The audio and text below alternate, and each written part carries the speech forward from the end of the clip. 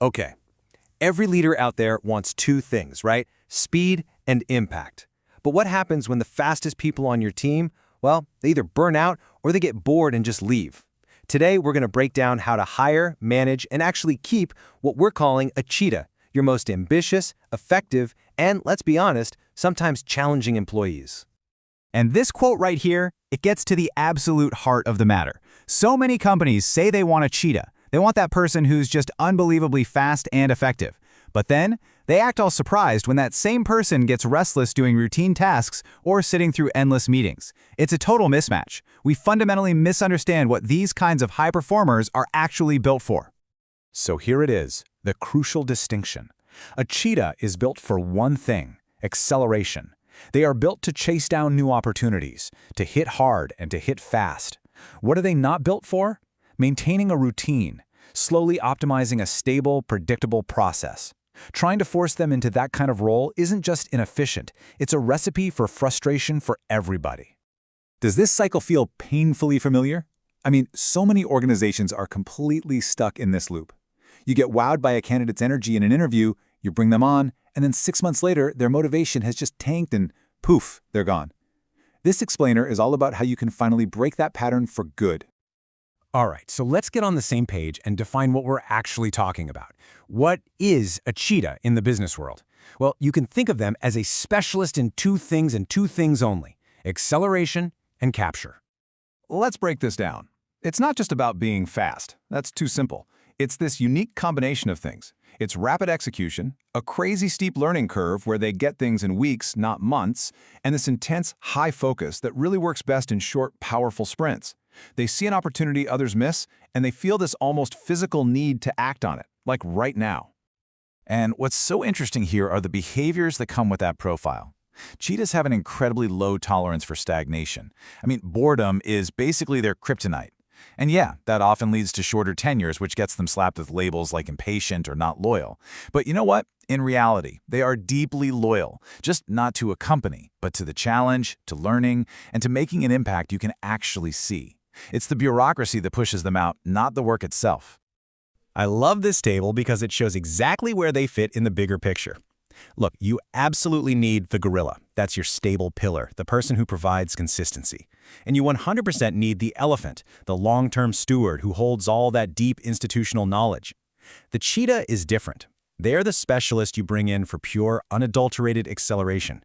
A healthy team needs all of them. You can't build a zoo with just one type of animal, right? So this brings us to probably the most critical question of all. When should you actually hire one? Because, and this is key, you don't hire a cheetah just because they seem impressive. You hire them when the game you're playing requires strategic, intentional speed. So, you gotta ask yourself this question, and be honest. Is your need for speed real and strategic, or are you just feeling a little bored with how things are going?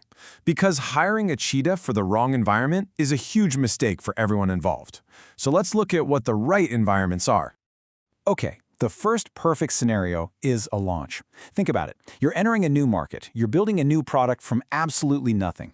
These are those uncertain, messy, early stages where you need someone who can just move fast, test ideas, and find some early wins without needing a perfect plan or a committee to approve every single decision. That's a cheetah's natural habitat. The second scenario is any kind of high-stakes, high-competition environment. This could be an aggressive sales team trying to win a market, a company in its rapid scale-up phase, or an innovation squad trying to get ahead.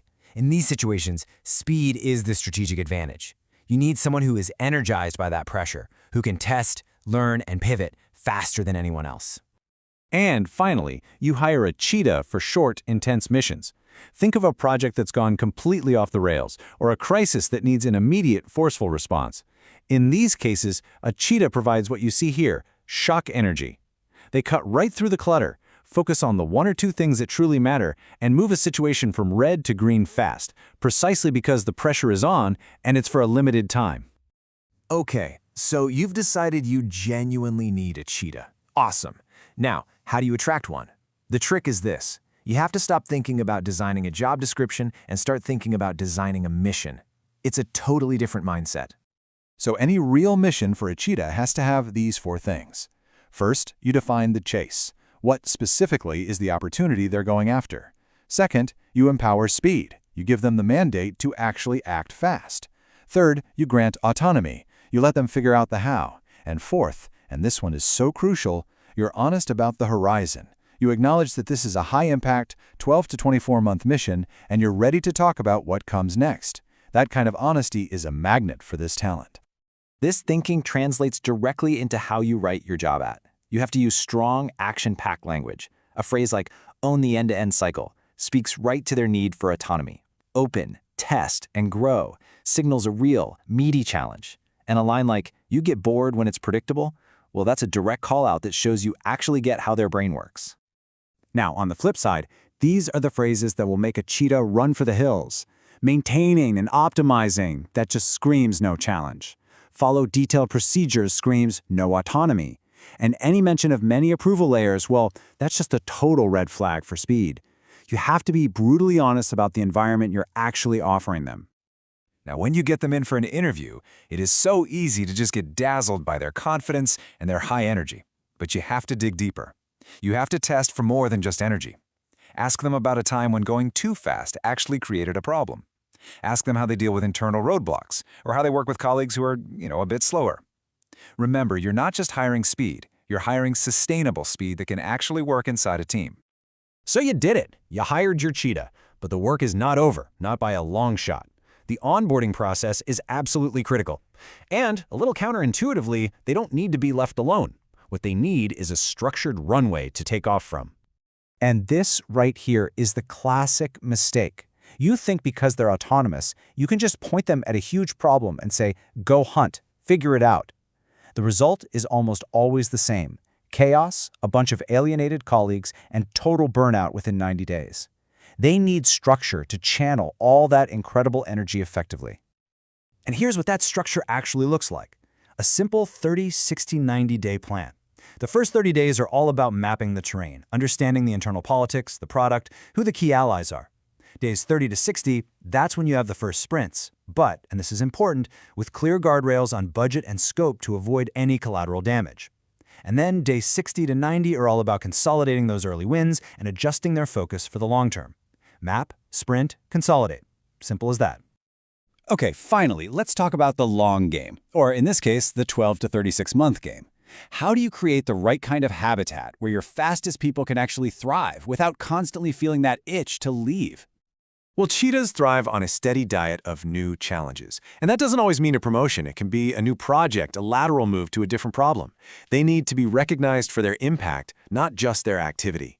And above all, they need honest conversations about their career. A manager who can say, look, let's make the next 2 years absolutely amazing together is going to earn way more loyalty than one who pretends every job is forever.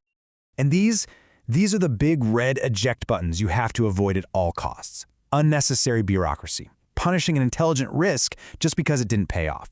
But the biggest one might be this: leaving them stuck in a role after the core challenge has been solved. That's when they feel trapped. Their desire to move on to the next thing isn't disloyalty. It's their nature. You have to get that, and you have to plan for it.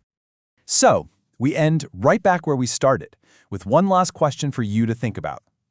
Are you truly ready for a cheetah, with the mission, the autonomy, and the culture to support them, or are you really just looking for a dependable gorilla with a gym membership? Knowing the difference is the first and honestly the most important step.